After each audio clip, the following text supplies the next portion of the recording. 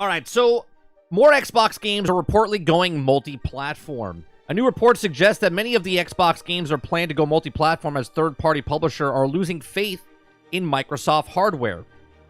Okay, so many more Xbox games are planned to go multi-platform, according to a new report that emerged from the Game Developers Conference GDC 2024.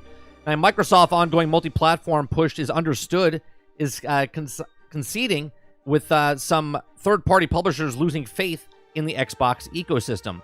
Following weeks of worth of rumors that stirred up quite a lot of drama amongst its fans, Microsoft confirmed that it's bringing 4 Xbox games to other platforms in mid-February. Those titles were promptly revealed as Sea of Thieves, Grounded, Pentiment, and Hi-Fi Rush. The latter duo already had the multi-platform debuts, while former pairs are scheduled to reach the select Xbox rival platforms in April. Some industry watchers also count as the Dusk Falls in the waves of the release because while it wasn't developed by Microsoft's subsidiary, it was published by Xbox Game Studio in 2022 before making its way to PlayStation console in March of 2024. Now, the majority of the Xbox games are reportedly coming to PlayStation 5. Now, those titles won't be at the end of Microsoft's planned strength in competitors' content catalogs, according to Christopher Drigg of GameIndustries.biz via VGC. During the latest episode of the GI Microcast podcast, During said that he understands that the majority of the modern Xbox games will come to PlayStation 5 at some point. The company is committed to more platform inclusive publishing arrived time and when the ecosystem is failing behind its rivals.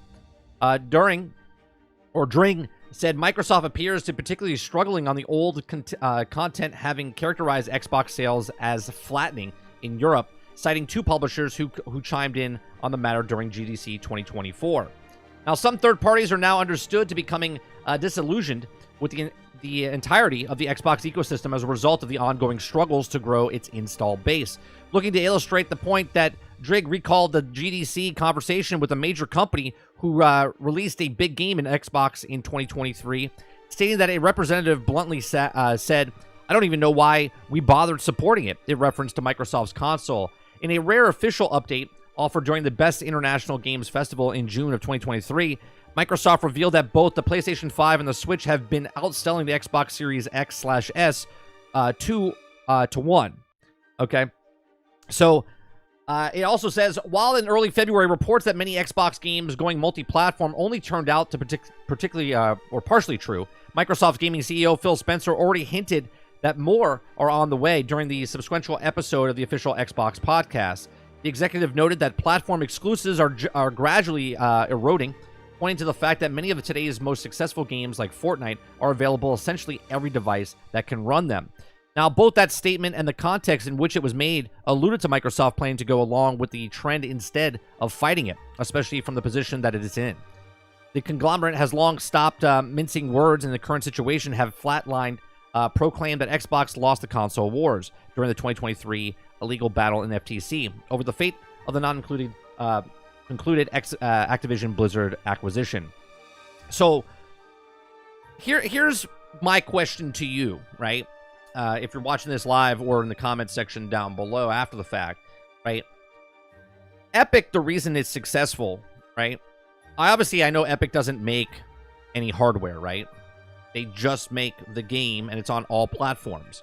And all those platforms, I'm sure, one platform sells more than the other, okay?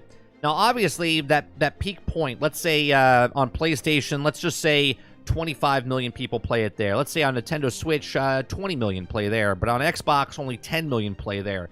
In the sight of the developer that said, well, I don't even know why we made it for the other platform. Because obviously, and again, I'm just generalizing just in general. I don't know the actual sales of Fortnite across the board, where they make their most money, right? It's a free game across the platform, but it's more popular on one platform in this example, okay?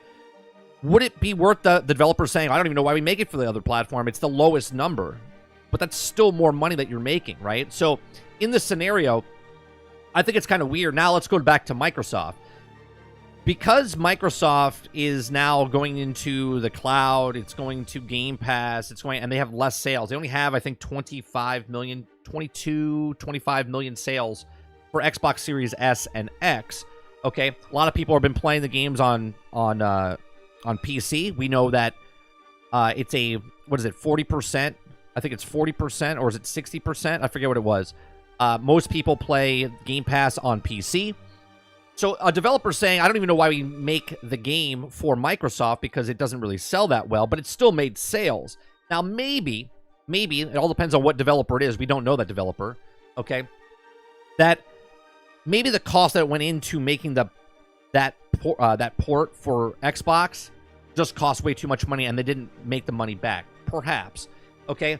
But you would want your game on as many platforms as possible, right? If it's a third-party game, and you don't know why you're making your game for Xbox, that's more customers. Even though it's 25 million, let's say, for Xbox players out there that own an Xbox, that's still 25 million more people that are playing your game.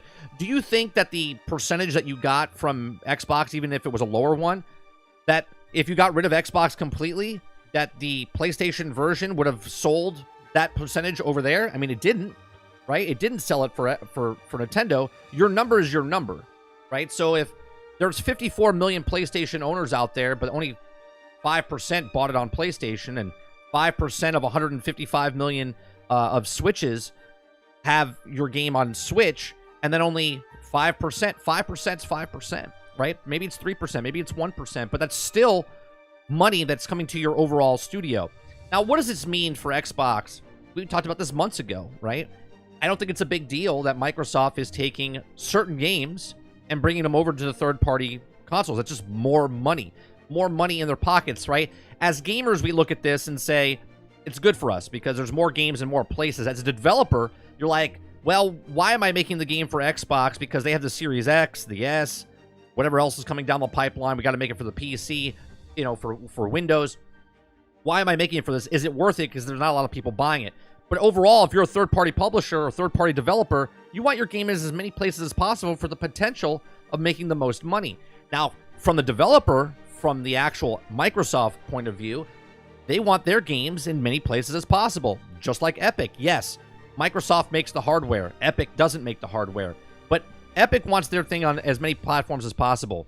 PlayStation is getting on that board. On board with that, right? They want their things in as many places as possible. If it's day and date or later on, just you're leaving money on the table. Companies don't want to leave money on the table. They want to make it as much money as possible in many places as possible. So when I hear a developer say, well, I don't even know why we're making it for this console. Well, obviously, you want to make as much money as possible. Might be a minuscule thing, but there's still an opportunity, okay, that people will play it. Then on top of that, if they did put it on Xbox, I wonder if this developer took money from Microsoft, okay, to put it on Game Pass. I wonder if this big company, this big developer, in the quote here, it says, you know, it says one of the third-party guys said, well, I don't even know why we made it for him, but it's a big gamer that came out in 2023. I wonder if Microsoft gave them money up front to put it on Game Pass. Is it a Game Pass game? I don't know. They don't say who it is, but I find it very interesting because from a gamer perspective, I don't care where the games fall, right? If I want to buy a game and it's exclusive for one console and I'm really interested in that game, I will purchase that game and that console. If it's a game that I'm not really interested in, I'll just wait for it to come on the other platform that I already own. And if it's in more places, for me as the customer, that's fantastic. As a developer making the game, not so fantastic because you have to put the time and effort into the game. But that goes back to what I always say, make a game, sell a game, okay? Not every game is going to be a hit. Not every book's going to be a bestseller. Not every movie's going to be a blockbuster hit, right? But these are just my thoughts. Let me know yours in the comment section down below. What does this mean for Xbox and for developers that are making games for Microsoft? Should they stop making games because they don't know where the industry is going? I mean, that would be kind of weird, wouldn't it? You're cutting off a certain segment that maybe the cost is not... I think they would be making money. Maybe they're not making all the money, but it'd be interesting to see that if they stop making games and they just go for PlayStation, would that be more cost-effective for them going, well, we got 5% on PlayStation right now buying it. Is that percentage going to go up? I don't know. 5%'s 5%, 10%'s 10%. Unless it's a blockbuster game that comes out or a sleeper hit like a Pal World, like a Helldivers. I don't know. Let me know in the comment section down below. Please make sure you share, like, and subscribe. And if you like what I do here, please make sure you check out some of our other videos. Thanks for watching.